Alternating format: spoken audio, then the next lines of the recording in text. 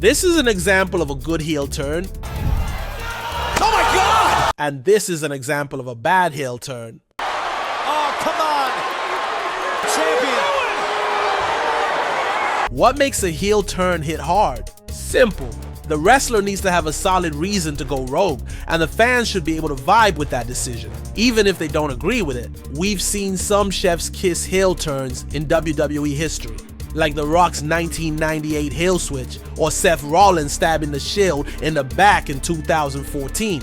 Those were legendary. But let's be real, WWE's also dropped some duds that had fans looking around like, wait, what just happened? Michael Cole. He was a top tier heel, no doubt. Fans genuinely hated him. Come on, Caitlin. For those of you voting at home, please eliminate me from this broadcast. Which means he definitely did his job well. What are you doing? You know what? Every one of you would-be divas should all be gonged. Everybody here in the Detroit area who bought a ticket to watch this stuff should all be gonged. But here's the kicker. Should he even have been a heel in the first place? Cole isn't a wrestler. He's not a manager. And he's not even a color commentator. He's the play-by-play guy, the voice of WWE. Think about it. He's everywhere. His voice is practically the soundtrack of WWE broadcast, minus NXT. What are you doing? So, while he might have nailed the heel persona, the real question is whether he should have ever been cast in that role.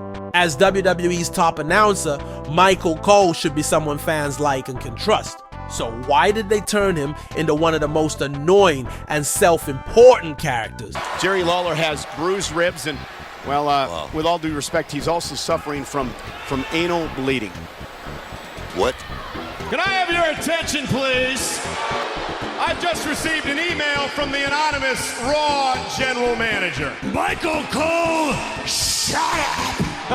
Announcers are supposed to improve the show, but Cole's heel persona made it worse. Michael Cole's heat wasn't your average Buddha bad guy situation. It was more like, you're a plague on this show, please leave kind of heat. HBK. Alright, so maybe a 40-year-old Shawn Michaels versus a 52-year-old Hulk Hogan wasn't exactly the dream match for all you hardcore fans who prefer your main eventers with all their original joints intact. But damn, I was pumped for SummerSlam 2005.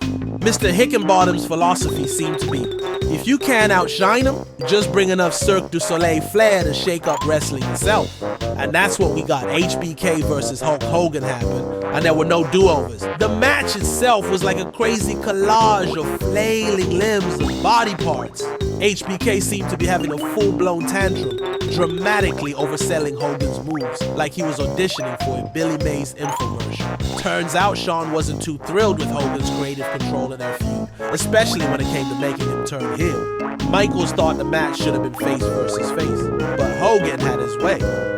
Daniel Bryan. Let's be clear, I'm not talking about Daniel Bryan's World Heavyweight Championship win or his 2018 heel turn after snatching up the WWE Championship. Nah, I'm talking about that sneaky heel turn that happened right between those two moments. In the summer of 2013, Daniel Bryan was on fire, like WWE's hottest star, the complete opposite of their usual top guys. So naturally, WWE decided to shake things up. Enter the Wyatt family. Late in 2013, Bryan became their new target, and we saw him face off against Luke Harper, Eric Rowan, and Bray Wyatt in a gauntlet match on the final Raw of the year. After a tough match, Bryan lost it and gave in. He dropped this bombshell, the machine would never let me win, and joined the Wyatts turning heel. WWE hoped this heel turn would slow down Bryan's blazing momentum, but it didn't work out that way. Just 2 weeks later, Bryan turned on the Wyatts and went back to being the fan favorite face. The timing was a disaster. Bryan's popularity was skyrocketing, and WWE tried to resist instead of embracing it. Props to WWE for correcting course quickly. This heel turn didn't derail Bryan's popularity or his big WrestleMania 30 win. Sable. Alright, let's talk about Sable.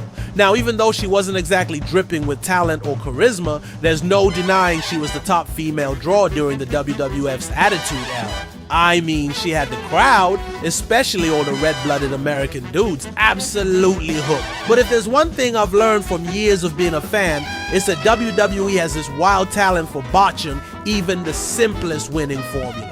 Allegedly, Sable's ego was a bit too big for backstage comfort.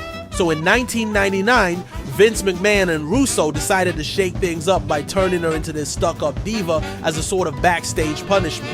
Classic WWE, always finding a way to complicate a good thing. Her popularity squandered. Sable left the WWF a couple months later after losing the Women's Championship to Deborah.